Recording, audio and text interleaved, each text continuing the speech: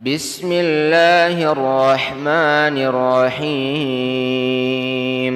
الحمد لله الذي أنزل على عبده الكتاب ولم يجعل له عوجا قيما لينذر بأسا شديدا من لدنه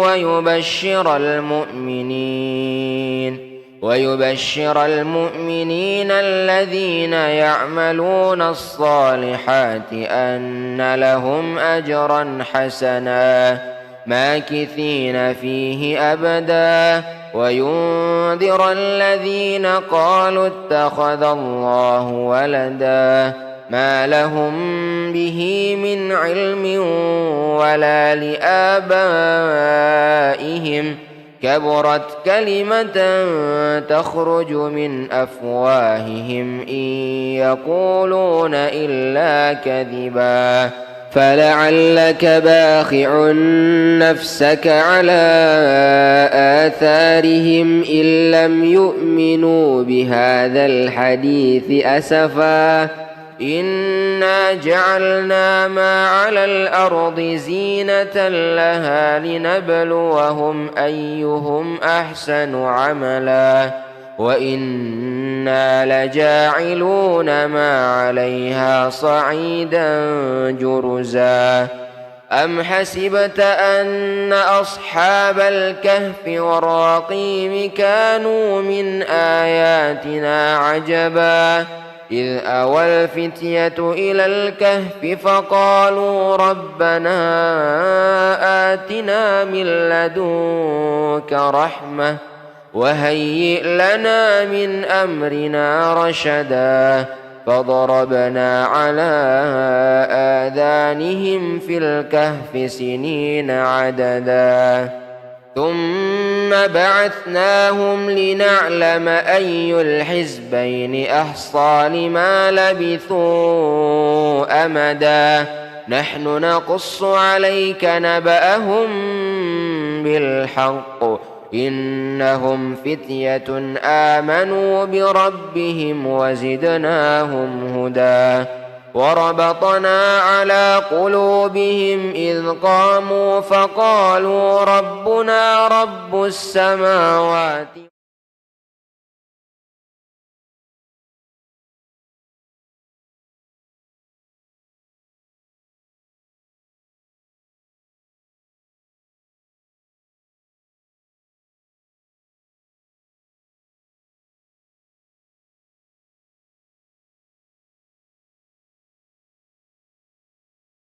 warahmatullahi wabarakatuh.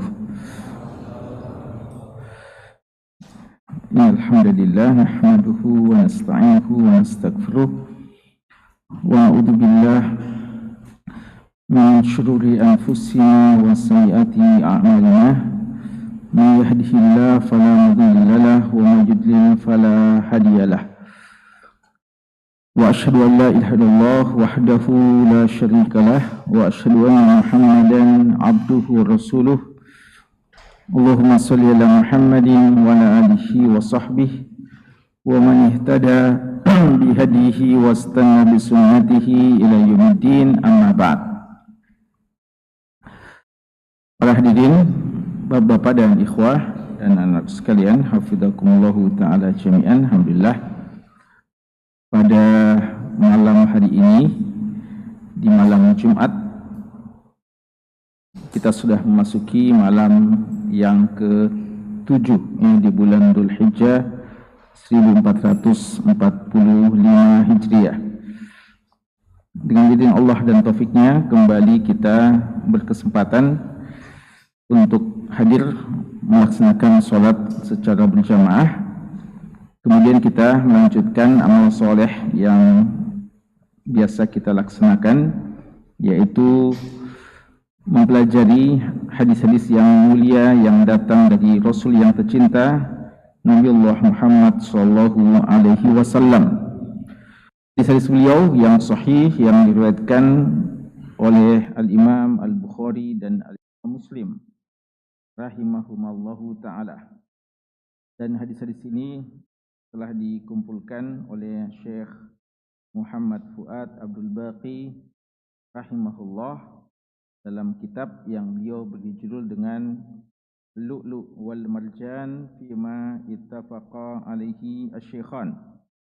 Mutiara-mutiara hadis yang diriwayatkan secara bersama oleh dua imam dalam bidang hadis, yaitu Al-Imam Bukhari dan Al-Imam Muslim rahimahumallah. Jamaah sekalian, kita berada di malam-malam dan hari-hari yang mulia. Karena itu senantiasa kita perlu menghadirkan niat kita dan mengharapkan pahala yang lebih besar di sisi Allah terhadap amal soleh yang kita lakukan di hari-hari ini.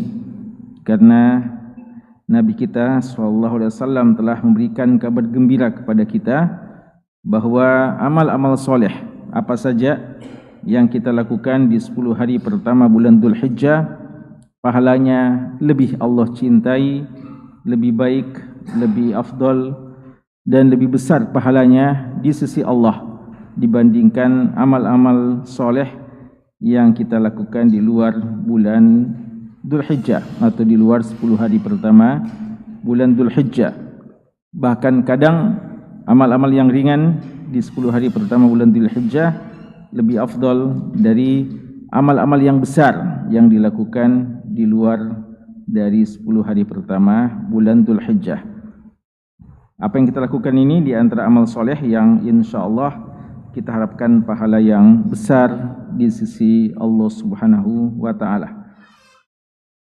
Dan jemaah sekalian, kita sudah berada di malam ke-7 ya, malam ke-7.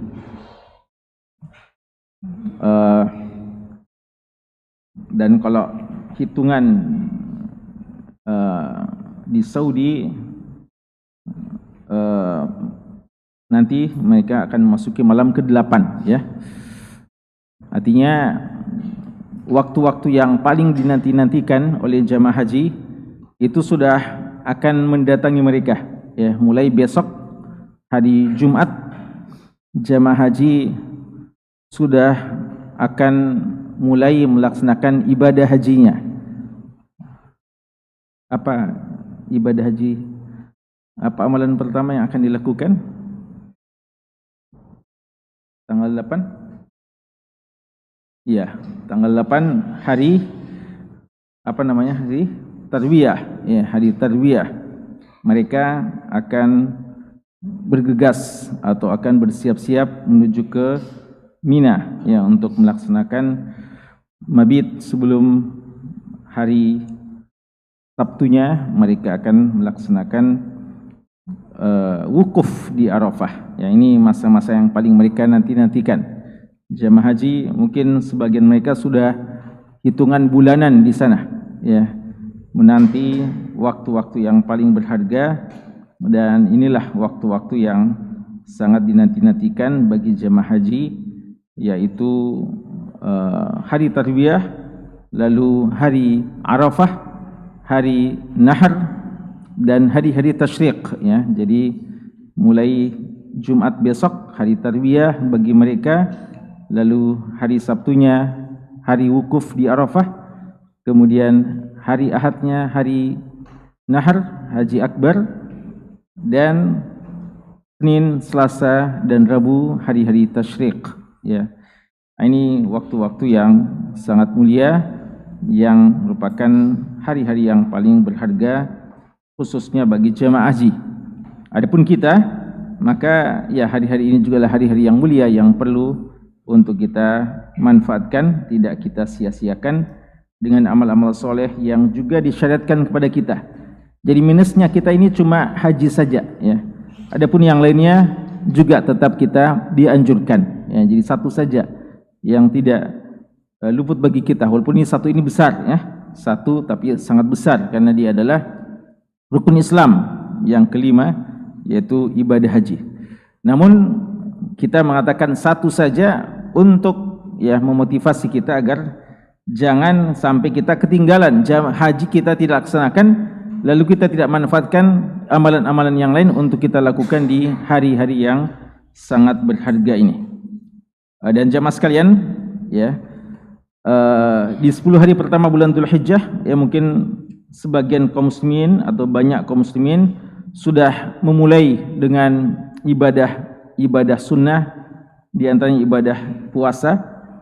Namun ibadah puasa yang paling ditekankan pada 10 hari pertama bulan Dzulhijjah tentu saja adalah puasa Arafah atau puasa tanggal 9 Dzulhijjah. Ya, karena itu bagi yang belum melaksanakan puasa-puasa sunnah di hari-hari yang mulia ini, maka jangan sampai ketinggalan ya untuk melaksanakan puasa Arafah, ya puasa tanggal 9 Dzulhijjah. Dan sesuai dengan perhitungan ya, dan sesuai dengan apa yang telah diumumkan bahwa puasa Arafah, puasa tanggal 9 Dzulhijjah bagi kita di negeri kita dan umumnya negeri kaum muslimin adalah tanggal di hari Ahad ya, di hari Ahad. Dan hari Senin insyaallah kita akan melaksanakan Idul Adha, salat Idul Adha. Maka ya mari saling ingat mengingatkan dan saling menguatkan dalam ketaatan-ketaatan yang seperti ini.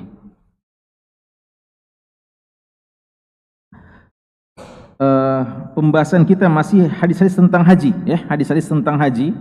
Karena itu kita tidak perlu mengkhususkan materi ya, kita langsung saja lanjutkan pembahasan kita karena memang terkait dengan haji. Bahkan ya sebenarnya idealnya kalau kita bisa selesaikan bab-bab tentang haji ini di musim-musim haji ya sangat mulia tentunya ya, namun qadarullah hadis-hadisnya memang cukup banyak dan waktu kita terbatas sehingga kita masih akan membahas ya beberapa hadis-hadis tentang haji di waktu-waktu ke depan insyaallah. Ini apa ini? Hadiah. Oh, insyaallah. Nasangka pajangan ya, mendamping ini. Hadiah ya. Hadiah lebaran ini ya. Pakai lebaran nanti jam tangan. Padahal saya tidak siapkan pertanyaan ya, tapi tidak apa-apa karena ada hadiah.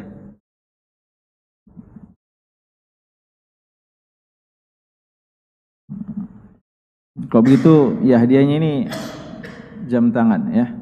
Belum pernah ada yang dapat hadiah ini ya. Ya karena itu semuanya berhak untuk menjawab. Biar yang sering menjawab ya. Apalagi yang jarang-jarang menjawab.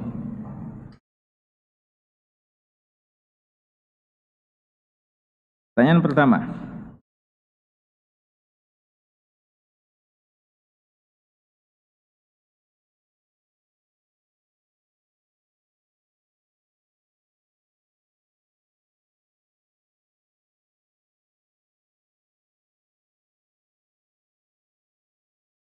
Hari-hari ini kita dianjurkan untuk memperbanyak zikir dan takbiran. Ini di antara amal-amal yang mulia. Waktunya 10 hari pertama sejak hari pertama dari 10 hari pertama bulan Dzulhijjah. Dan juga ulama menyebutkan sampai 3 hari dari hari-hari tasyrik. Pertanyaan, dalam Al-Quran disebutkan tentang perintah, ajakan, motivasi berzikir di 10 hari pertama bulan Dzulhijjah dan juga secara khusus di 3 hari-hari tasyrik. Apa dalilnya itu? Yang 10 hari pertama bulan Dzulhijjah dan 3 hari tasyrik. Tafadhal.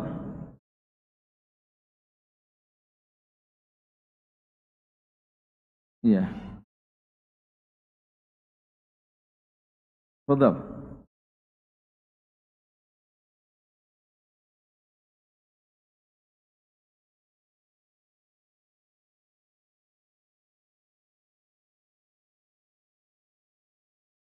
Ini karena banyak jabat tangan, banyak angkat tangan, Kalau ada salah sedikit, soal dipindahkan.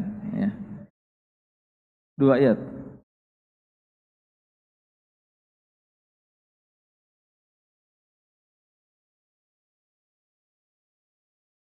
Coba gimana ayatnya?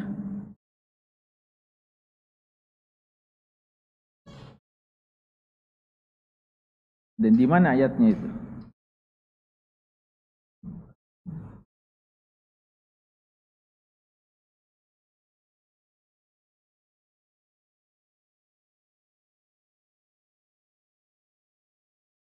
Ya, lalu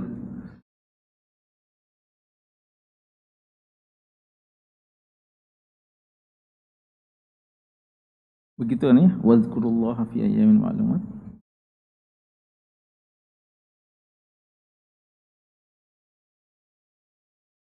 Coba di belakang.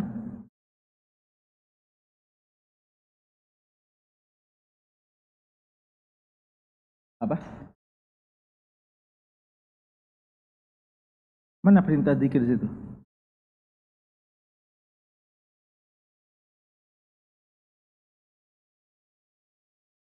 Perintah zikirnya mana di situ? Ayatnya secara lengkap. Saudara.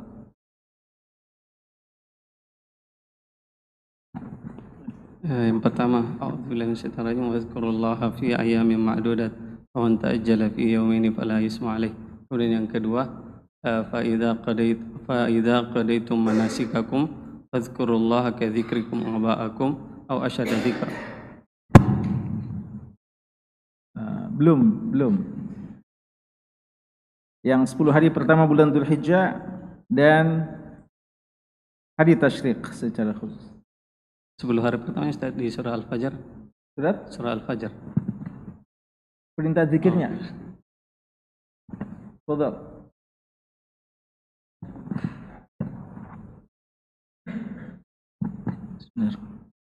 liyashhadu manafi'a lahum wa yadhkuru ismallahi fi ayyamin ma'lumatin ala surah Al-Hajj.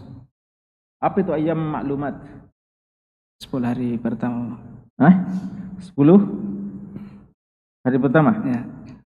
Lalu hari tasyrik mana dalilnya?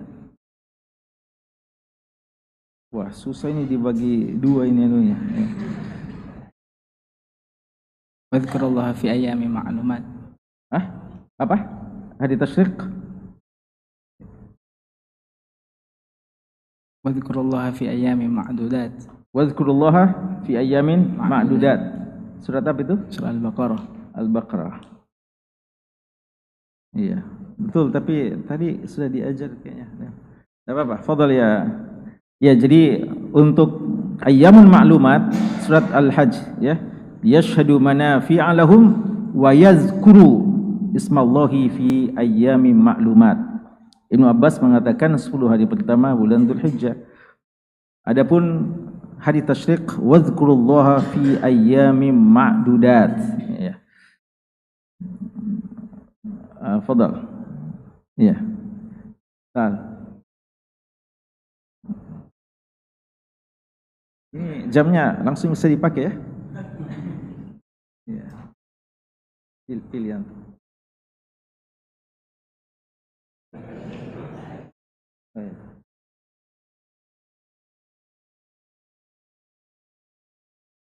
Ya, masih bisa.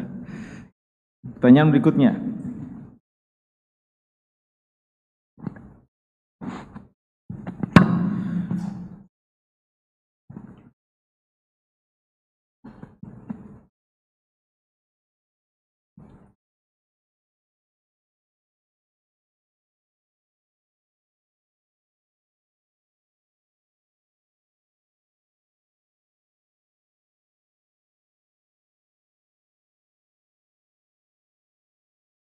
Hari Arafah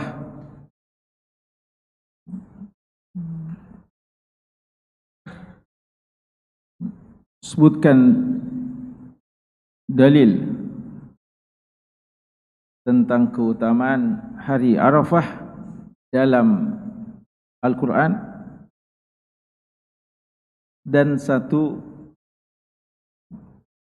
dalam hadis. Satu dalam Al-Quran, satu dalam hadis. Tafadhal.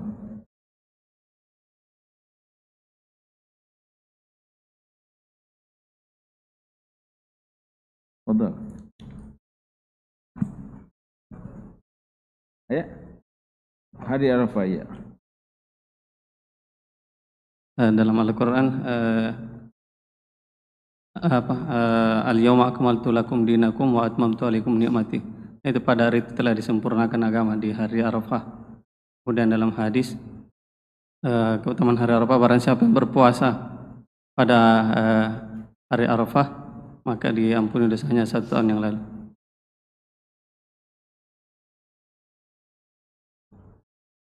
Ya.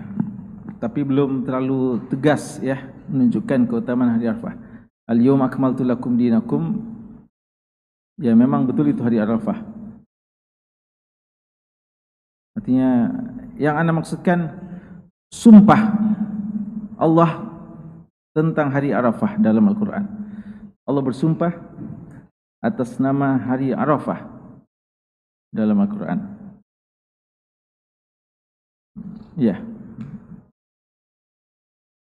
Wasyafa'i wal watr.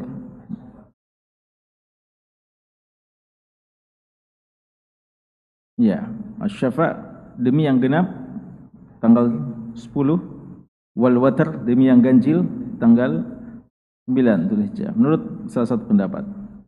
Baik, dan juga wasyahid wa masyhud ya. Kalau hadisnya hadis yang lain, bukan hadis yang lain.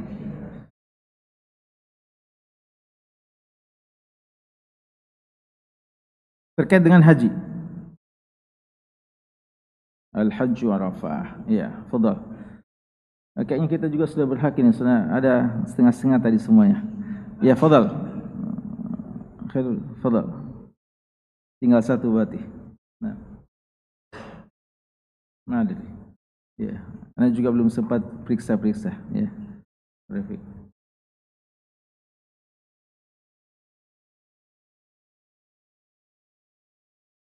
Ya. Terakhir ini nanti ya setelah taklim ya, setelah kajian. Nanti apa yang kami jelaskan kita tanya ya. Kita bahas dulu hadis-hadis kita.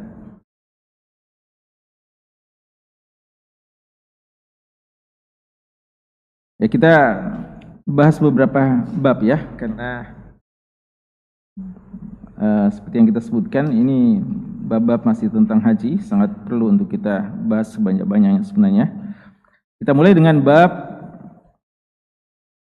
istihbab tawafil ifadah yaum an-nahr. Gitu ya. Bab tentang anjuran atau disunnahkannya tawaf ifadah yauman nahr pada saat hari kurban.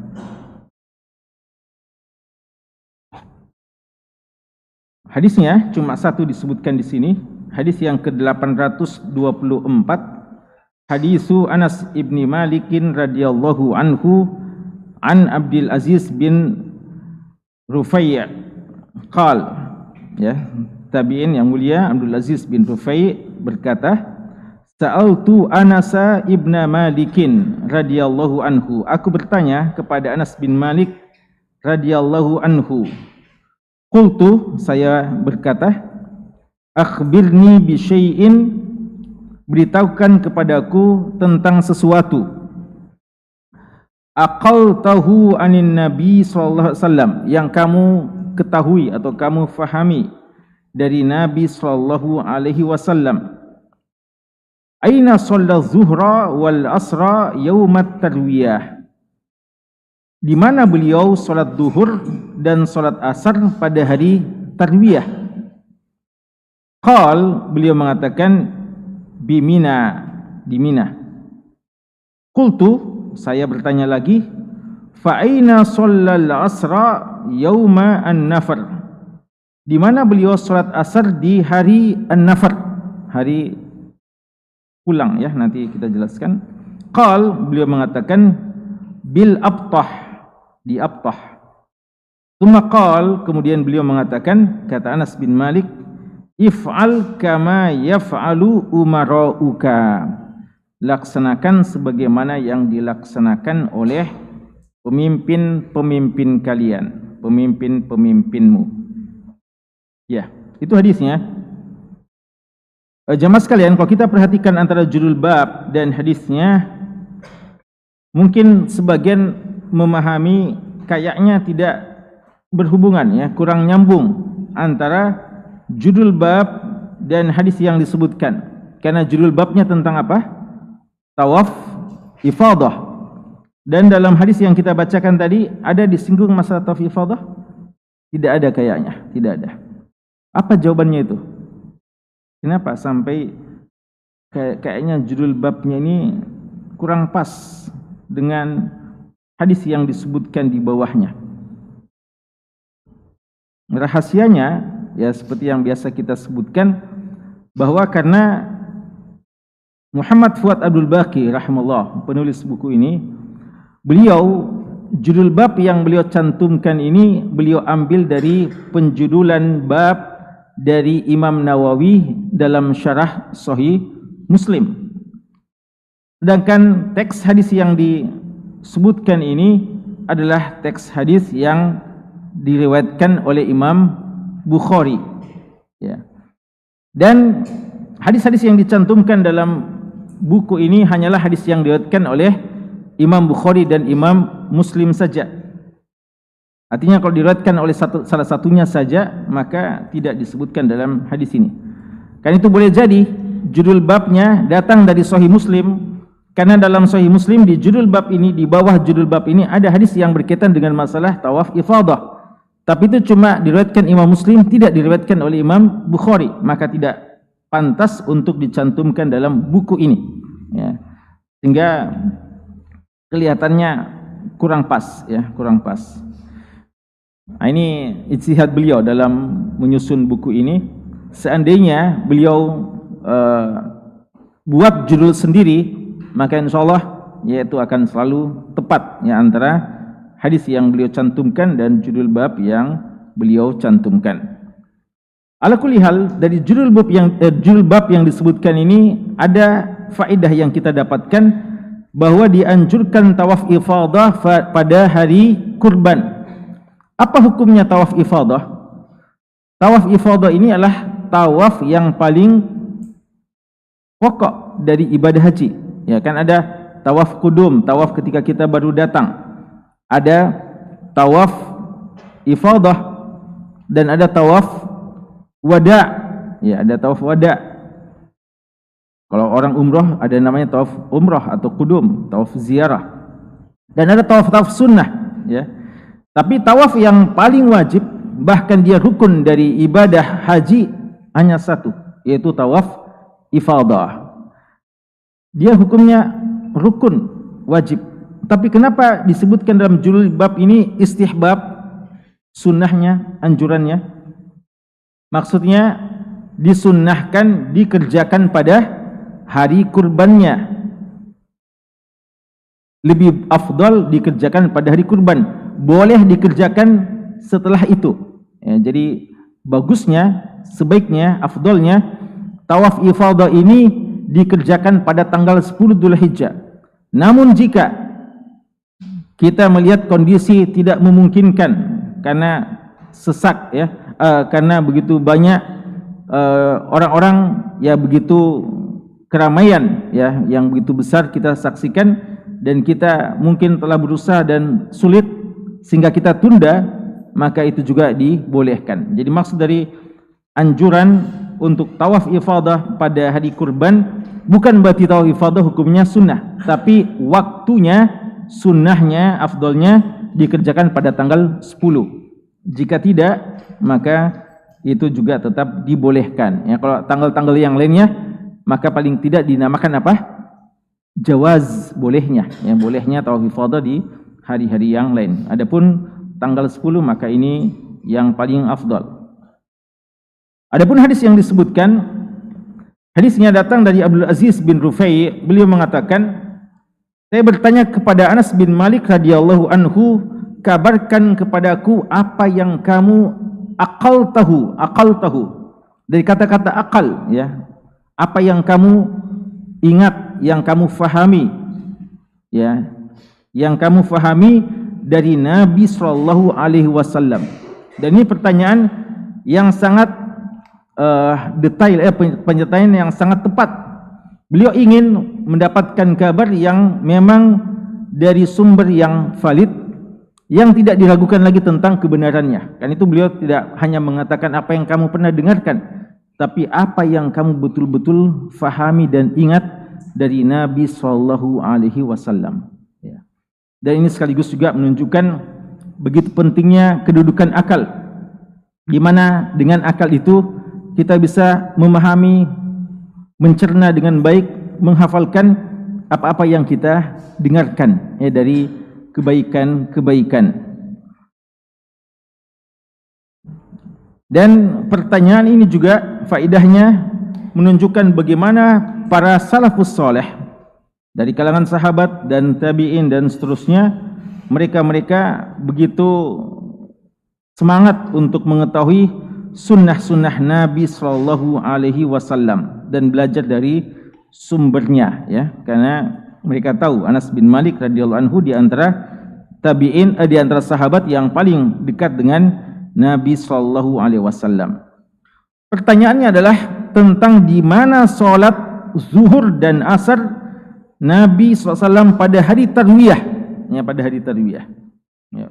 Jadi di mana? Kita sudah sebutkan bahwa hari tarwiyah ini jamaah haji idealnya di mana? Bertolak mulai siap-siap untuk melaksanakan ibadah haji hari tarwiyah tanggal 8, ya, waktu duha. Di mana? Hukum asal di Makkah, ya, mereka memulai haji mereka di pemukiman mereka masing-masing, di hotel mereka masing-masing di Makkah, untuk bersiap-siap ke Mina, ya, bersiap-siap ke Mina. Di sini ditanya di mana sholat duhurnya dan sholat asarnya, ya. Jadi beliau bilang di Mina, ya. Jadi sunnahnya duha sudah siap-siap bergegas untuk ke Mina dan mabit nanti di sana. Dan ini yang kita sering katakan bahwa bukan ideal, tidak pas apa yang biasa umumnya dikerjakan oleh jamaah haji Indonesia, bahwa mereka langsung ke Arafah, tidak singgah dulu ke Mina, ya, tidak singgah dulu ke Mina sejak tanggal 8-nya. Mereka langsung ke Arafah, daripada ya bolak-balik, ya, setelah mereka ke Mina dulu baru nanti ke Arafah juga. Padahal di Mina juga, ya, tanda kutip tidak ada juga dikerja, ya, gitu bahasa mungkin praktisnya, kita langsung ke Arafah. Padahal sunnahnya adalah ke Mina dulu, kita sholat duhur, sholat asar sampai besok harinya. Nanti besoknya kita pagi-pagi lagi siap-siap sebelum duhur kita sudah berada di Arafah, ya, di Mina. Lalu beliau bertanya lagi, fa'ina shallal asr yauman nafar, hari nafar. Jadi beliau bertanya tentang di mana salat pada hari awal. Yauman nafar adalah hari ketika pergi, ya, sudah mau balik dari hajinya. Dan ini yang Allah katakan tadi, ya, wadhkurullaha fi ayyamin ma'dudat faman ta'ajjala fi yawmaini fala isma alaihi wa man ta'akhkhara fala isma alaihi liman ittaqa. Apa yang dimaksudkan faman ta'ajjala fi yawmain? Siapa yang hanya 2 hari saja di Mina, maka fala isma alaihi. Ta'ajjala artinya cepat-cepat, mungkin ada urusan yang tidak bisa lama-lama, ya, 2 hari saja. Fala isma alaihi, tidak berdosa, boleh sah hajinya. Wa man ta'akhkhara, dan siapa yang terlambat maksudnya dia tambah lagi 1 hari, dan ini yang lebih sempurna, fala isma alaihi. Ini yang dinamakan yaumun nafar, hari saat mereka meninggalkan Mina untuk kembali lagi ke Mekah, ya, kembali lagi ke Mekah, dan nanti setelah itu siap-siap untuk balik untuk pulang ke negeri mereka masing-masing. Karena nanti di Mekah mereka mungkin akan siap-siap ya untuk tawaf wada sebelum balik ke kampung mereka masing-masing. Di mana beliau salat asar pada Yauman Nafar. Ini dari Mina menuju ke mana? Ke Mekah, ya, Yauman Nafar. Di mana salat asarnya? Kata beliau, bil Abtah. Abtah ini jarak tempat antara Mina dan Makkah, tapi masih lebih dekat ke Mina, ya, yang juga nanti disebutkan di Muhassab. Tumakal, jadi idealnya salat di situ, ya, di daerah yang dinamakan Abtah. Namun apa kata Anas bin Malik? Beliau tahu bahwa beberapa pemimpin-pemimpin setelah itu melaksanakan tidak secara pas sesuai dengan apa yang dicontohkan Nabi SAW. Makanya beliau mengatakan apa? If'al kama yaf'alu umara'uka. Artinya seandainya pemimpinmu tidak melakukan sebagaimana yang dicontohkan secara persis oleh Nabi SAW, maka lakukan saja sebagaimana yang dilakukan oleh pemimpin-pemimpin kalian. Kawan sekalian, dalam sejarah disebutkan Abu Bakar radhiyallahu anhu masih melakukan apa yang dicontohkan oleh Nabi. Sempat singgah di Abtah, salat asar. Demikian pula yang dilakukan oleh Umar bin Khattab radhiyallahu anhu. Dan nanti setelah itu, ya, khalifah-khalifah setelah itu tidak lagi secara persis melakukan hal itu. Kenapa? Karena memang ini tidak menjadi bagian manasik dari haji, ya. Ini sebenarnya sudah selesai, ya. Sehingga singgahnya Rasulullah bagi kebanyakan ulama kita itu hanya karena kebutuhan saja, bukan karena bagian daripada sunnah. Namun sebagian yang mau persis dengan apa yang pernah dicontohkan Rasulullah, maka berusaha juga untuk singgah di sana. Padahal sebenarnya tempat persinggahan di Abtah atau di Muhassab itu tidak termasuk dari manasik haji, ya. Tapi karena Rasulullah tanda kutip kebetulan waktu itu butuh untuk istirahat di sana, maka sebagian ulama mengatakan beliau istirahat, ya. Kata-kata kebetulan maksudnya dia bukan merupakan sunnah, ya, atau yang secara persis yang harus diikuti, dan kata kebetulan tentu saja bukan menolak takdir, ya. Artinya beliau tidak maksudkan itu sebagai satu bagian dari ibadah tertentu. Di sini ada satu fikih penting yang diajarkan oleh Anas bin Malik radhiyallahu anhu tentang taat kepada pemimpin dalam masalah-masalah yang tidak bertentangan dengan sunnah. Dalam artian bukan sesuatu yang harus kita laksanakan contoh dari Rasulullah. Pada saat ada khilaf, maka tidak mengapa kita ikuti pemimpin selama bukan dalam maksiat kepada Allah Subhanahu wa taala. Selama bukan dalam persoalan maksiat kepada Allah Subhanahu wa taala. Apatah lagi dalam buku-buku akidah Ahlussunnah wal Jamaah dikatakan pemimpin-pemimpin itu adalah memimpin kita dalam beberapa ibadah-ibadah yang sifatnya jamaiyah, ibadah kolektif. Dan dalam buku-buku akidah Ahlussunnah wal Jamaah dikatakan bahwa di antara tugas pemimpin memimpin kita dalam melaksanakan ibadah apa? Ibadah salat, ibadah haji, dan jihad fi sabilillah. Ya, ini ibadah-ibadah yang dalam buku-buku akidah Ahlussunnah wal Jamaah kewajiban mengikuti pemimpin dalam ibadah-ibadah besar ini. Yang seharusnya ibadah-ibadah yang sifatnya jamaiyah, kolektif ini dipimpin langsung oleh para khalifah, imam-imam kita. Ya, cuma sayang kadang hal ini tidak diamalkan. Ya, tidak lagi, ya mungkin kalau dulu memang khalifah yang langsung memimpin tentang ibadah haji, ya, salat juga dipimpin langsung oleh mereka. Apalagi yang namanya jihad fi sabilillah harus atas perintah dari mereka-mereka itu. Namun kadang syiar-syiar yang seperti ini dimatikan, ya, atau tidak lagi disuarakan oleh sebagian dari pemimpin-pemimpin kaum muslimin. Dan ini juga dijadikan kaidah oleh sebagian ulama kita, apa yang dinamakan bahwa hukmul hakim yarfa'u al-khilaf. Ketetapan dari hakim itu menghilangkan khilaf yang mungkin terjadi. Ya, mungkin ada mana kira-kira yang lebih bagus, ya. Ada pertimbangan-pertimbangan khusus. Ketika ada khilaf, pertimbangan kebijakan mana yang lebih bagus, maka apa yang ditetapkan oleh hakim, pemimpin, itu yang seharusnya ditetapkan, harus yang dilaksanakan. Dan ini yang dikatakan oleh Anas bin Malik, bahwa walaupun ini yang dikerjakan Rasulullah, tapi kalian nanti ikuti saja apa yang dicontohkan, diinstruksikan, diarahkan oleh pemimpin-pemimpin kalian. Dan ini pernah dicontohkan langsung juga oleh Abdullah bin Mas'ud radhiyallahu taala anhu. Bagaimana beliau mengamalkan masalah ini ketika beliau berhaji bersama dengan Khalifah siapa?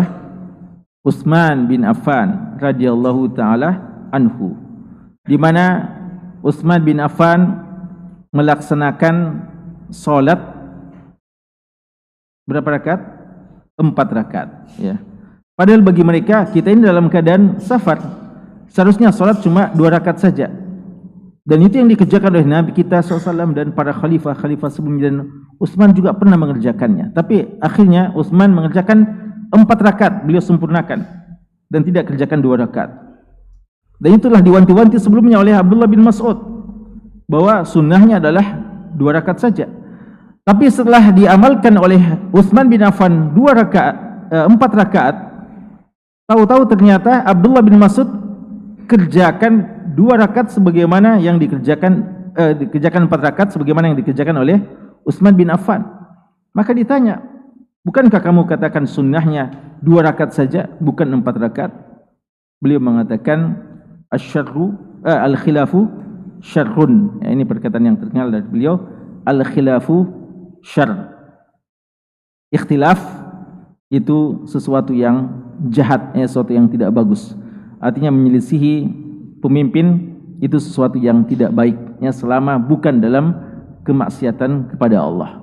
Apalagi kalau pemimpinnya memang seorang yang alim, yang juga mungkin punya ijtihad dan pertimbangan-pertimbangan khusus, maka pada saat itu seharusnya kita mengikutinya selama tidak dalam kemaksiatan kepada Allah. Termasuk tidak dalam kemaksiatan adalah jika dia dalam hal hanya sekedar tanda kutip persoalan afdoliyah, persoalan afdoliyah, bahwa ini sebenarnya lebih afdal, namun karena mungkin pertimbangan khusus tidak dikerjakan, maka pada saat itu sebaiknya kita tetap ikut dengan kebanyakannya, apalagi itu arahan pemimpin, selama memang dia bukan maksiat kepada Allah Subhanahu wa taala. Dan dalam ibadah-ibadah jamaah seperti ini sangat butuhkan komando dari imam, dan kita tidak berselisih dengannya. Kemudian jamaah sekalian, kita ambil secara cepat ini hadis-hadis yang berikutnya terkait dengan masalah ini. Istihbab nuzul bil muhassab yauman nafar wassalah bihi. Dianjurkannya kita singgah di muhassab, tadi itu sama dengan abtah, di hari ketika kita balik yauman nafar, dan salat di sana. Hadis Aisyah radhiyallahu taala anha, beliau mengatakan, innama kana manzilun yanziluhun nabiyyu sallallahu alaihi wasallam, adalah tempat yang Rasulullah singgah di sana, liyakuna asmah li khurujihi, untuk beliau lebih mudah untuk keluar darinya, ta'ni bil abtah, beliau singgah di tempat yang namanya abtah, yang disebut tadi daerah muhassab. Kata Abdullah bin Abbas radhiyallahu anhuma, laisa at-tahsib bi syai'. Ini penegasan dari Abdullah bin Abbas, laisa at-tahsib bi syai'in. Apa maksudnya tahsib? Hassaba yuhassibu tahsib, maksudnya bukanlah singgah di muhassab adalah sesuatu bagian ibadah penting dalam haji. Jadi singgahnya Rasulullah di muhassab ini setelah balik bukan bagian dari manasik haji lagi. Innama huwa manzilun nazalahu Rasulullah sallallahu alaihi wasallam. Namun dia adalah tempat persinggahan yang disinggahi oleh Rasulullah sallallahu alaihi wasallam. Makanya umumnya kita kalau sudah balik dari haji tidak memperhatikan lagi nih, karena memang insya Allah ini bukan bagian dari manasik haji, bukan bagian dari manasik haji. Kemudian dari hadis Abu Hurairah radhiyallahu anhu, qala an-nabiy sallallahu alaihi wasallam, Nabi sallallahu alaihi wasallam berkata, minal ghad yauman nahr, berkata dari besok, dari hari nahr, wa huwa bimina, keesokan harinya dari hari Nahr wa huwa bi Mina, dan beliau waktu itu berada di Mina. Ini maksudnya sudah hari ke-11-nya ya. Jadi keesokan hari dari hari Mina. Hari Mina tanggal 10, hari Nahr tanggal 10, keesokan harinya maksudnya tanggal 11-nya. Wa huwa bi Mina, dan waktu itu beliau sudah berada di Mina. Nahnu naziluna ghadan bi Khayfin Bani Kinanah. Kita besok akan singgah di Khayf Bani Kinanah. Ini di Muhassab ya. Haitsu taqasamu alal kufr. Dan waktu itu dan tempat itu Khayf Bani Kinanah, dahulu orang-orang jahiliyah pernah saling berjanji, bersumpah untuk kekufuran, yaitu di Muhassab. Apa itu? Anna Quraisyan wa Kinanah tahalafat. Ini sejarahnya dulu ya, bahwa dulu orang-orang Quraisy dan orang Kinanah itu bersumpah, berjanji ala Bani Hashim, kepada Bani Hashim dari keluarga Nabi Muhammad sallallahu alaihi wasallam, wa Bani Abdul Muttalib atau Bani Al-Muttalib, an la yunakihuhum, agar mereka tidak dinikahi, tidak menikahi mereka, wala yubayi'uhum, dan tidak jual beli dengan mereka. Ini waktu pemboikotan ya, ketika Bani Hashim dan Bani Abdul Muttalib diboikot oleh orang-orang Arab yang lainnya dari Bani Kinanah dan Quraisy. Hatta yuslimu ilaihimun nabi, hingga sampai kapan mereka memboikot? Hingga mereka menyerahkan kepada mereka Nabi SAW. Ini yang dikatakan perjanjian dalam kekufuran. Yang mereka sepakat berjanji, bersepakat untuk tidak menikahkan wanita-wanita mereka dengan orang-orang Bani Abdul Muttalib atau Bani Hashim, dan tidak melakukan jual beli sampai mereka mau serahkan Nabi Muhammad kepada mereka. Ini adalah perjanjian kufur karena ingin untuk membinasakan Nabi Muhammad sallallahu alaihi wasallam. Jadi tempat ini tempat yang bersejarah. Hikmahnya, apa hikmahnya Nabi kita sallallahu alaihi wasallam singgah di tempat tersebut? Kata ulama kita, beliau mau tunjukkan bahwa kaum muslimin sekarang sudah dalam jumlah yang besar, sudah memiliki kekuatan, dan tidak mungkin lagi mereka akan melakukan apa yang pernah mereka ancamkan kepada Nabi sallallahu alaihi wasallam. Ini dahulu ya, pada masa-masa awal ketika Rasulullah berdakwah di Mekah, ya mereka mengancam dengan yang seperti itu. Namun ketika Rasulullah sudah datang dengan jumlah yang sangat besar, pergi melakukan haji wada, lalu mereka singgah untuk menunjukkan bagaimana kekuatan kaum muslimin untuk menggentarkan musuh-musuh Islam yang dahulu bersepakat untuk mau membunuh Nabi Muhammad sallallahu alaihi wasallam. Ini di antara hikmahnya. Dan ini sekaligus menunjukkan bagaimana pentingnya kadang kita menampakkan kewibawaan kaum muslimin dan kekuatan kaum muslimin, yang kata Allah Subhanahu wa taala, liturhibu bihi aduwallahi wa aduwakum, yang untuk kita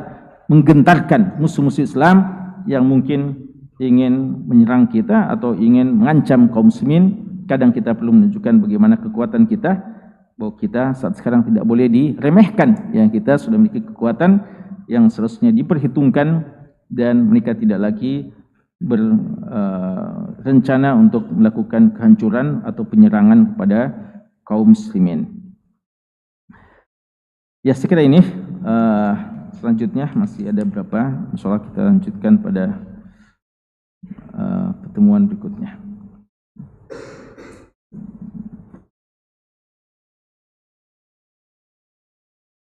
Siapa yang mau ini? Oh, banyak ya. Siapa yang mau? Banyak. Coba siapa yang mau? Yang mau saja kita tanya. Ya. Artinya pertanyaan khusus bagi yang mau saja. Ya. Jadi kalau yang tidak angkat tangan tidak usah jawab. Ya, biar tahu. Sekali lagi, siapa yang mau ini? Oh, baik. Kalau gitu jawabannya pertanyaan umum. Ya. Pertanyaan.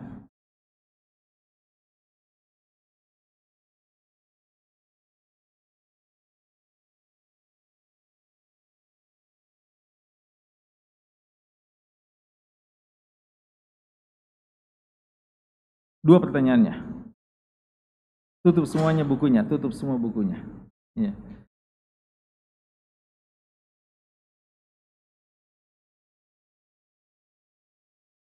Berapa hadis yang kita bahas tadi?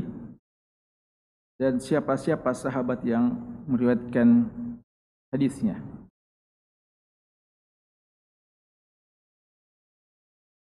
Fadhal. 4. Siapa-siapa sahabat yang meriwayatkan hadis? Anas bin Malik, Ibnu Abbas, Aisyah, Abu Hurairah. Masya Allah. Siapa yang dengan Anas bin Malik siapa? Abdul Aziz bin siapa? Rufai. Nah, Masya Allah. Fadal. Dokter yang dapat ini ya, Masya Allah.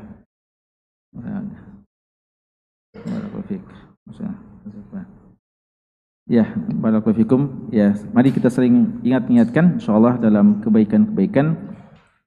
Sekali lagi kita tegaskan bahwa puasa Arafah kita di negeri kita ini hari Ahad insyaallah, dan hari raya kita hari Senin, ya hari Senin.